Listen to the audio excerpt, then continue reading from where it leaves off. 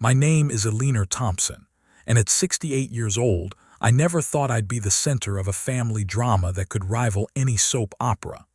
But life has a way of throwing curveballs when you least expect them. It all started on a quiet Tuesday evening in late autumn, the kind where the leaves crunch outside and the house feels cozy with the hum of the television in the living room. I had been living with my son, Mark, and his wife, Sarah, for about 6 months.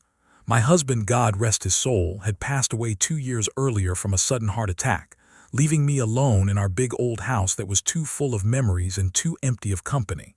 Mark, my only child, insisted I move in with them after I had a minor fall and spent a night in the hospital. "Mom, we have the space," he'd said. "The basement is finished. It's like your own apartment. You'll have privacy, and we can take care of you." At first, it was wonderful. Mark and Sarah had been married for 8 years, and they had 2 beautiful grandchildren for me. Little Emma, who was 6, and Jacob, 4. I helped with the kids, cooked meals, did laundry, whatever I could to contribute. I paid for groceries out of my pension and even chipped in for utilities. Sarah worked part-time as a graphic designer from home, and Mark was a manager at a local auto parts store. We were a family, or so I thought. But over time, things changed. Sarah started making little comments. "Alina, do you have to watch your shows so loud? Or the kids don't need cookies every day?" I brushed it off. New mothers can be stressed. Then she began rearranging the kitchen cabinets without asking, moving my things to the back.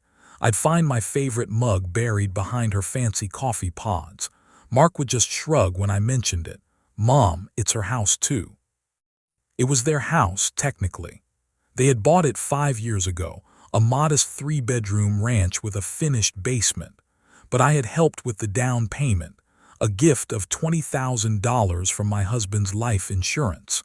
I never lorded it over them. It was my pleasure to help my son start his family right. The tension built slowly, like a pot coming to boil. Sarah stopped asking me to babysit, saying she preferred the kids stick to their routine. She'd sigh dramatically when I offered to cook dinner. "We're trying to eat healthier, Alina."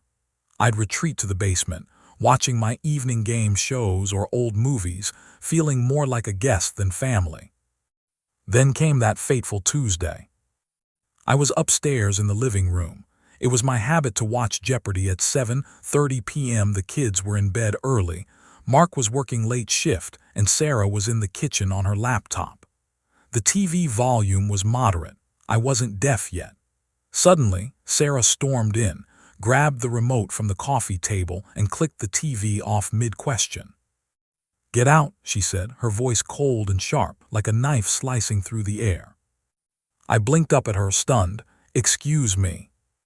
"You heard me, Alina. Get out of the living room. This is my space, my house. Go downstairs where you belong." I felt my cheeks burn, but I didn't raise my voice. Years of being a schoolteacher had taught me the power of composure. "Sarah, dear, I'm just watching my show. Mark will be home soon." "I don't care. You've been overstepping for months. Hogging the TV, leaving your things everywhere, acting like this is your house. It's not. You're a guest here, and guests don't take over the common areas every night."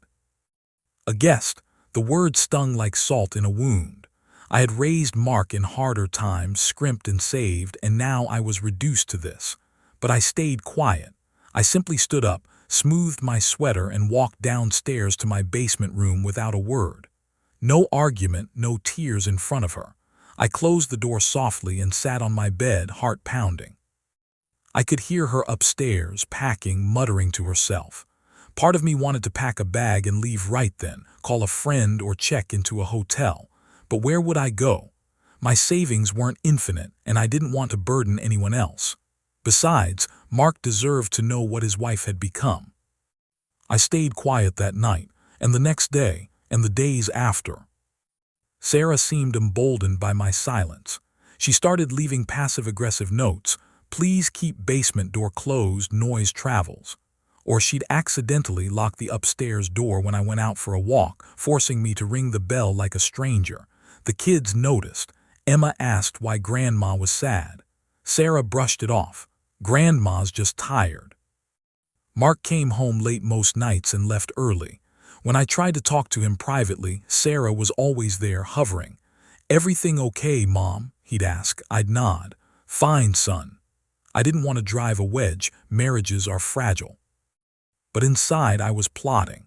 Not revenge in the vicious sense. No, I wasn't going to stoop to her level with pranks or gossip. But I had something she didn't know about. That $20,000 down payment, it wasn't a gift. It was a loan. I had the paperwork signed and notarized in my safe deposit box at the bank. Mark had insisted on making it official for tax reasons, but we'd never set repayment terms. It was just sitting there, a silent agreement. And the house title. Because of that contribution, my name was on the deed as a joint tenant. Mark had added me for protection in case something happened to them, God forbid, so I wouldn't be left out if the worst occurred. It was a common thing families did. Sarah knew about the money but not the title detail. She'd assumed it was all in their names. I stayed quiet, biding my time, gathering strength. 2 weeks passed. Sarah's rudeness escalated. She forgot to include me in family dinners, serving plates for 3 and saying, "Oh, Alina, I thought you'd eat downstairs." The kids started mimicking her, innocently cruel. "Grandma, go to your room." One evening, Mark was off work early. I heard raised voices upstairs, Sarah complaining about me again. "She's driving me crazy, Mark, always underfoot. We need our space." Mark defended me mildly. "She's my mom, Sarah, she's helping." But Sarah pressed. "Helping, she's freeloading, we should ask her to leave." I sat downstairs, TV off, listening through the vents. My heart ached for Mark. He was caught in the middle. Then the doorbell rang.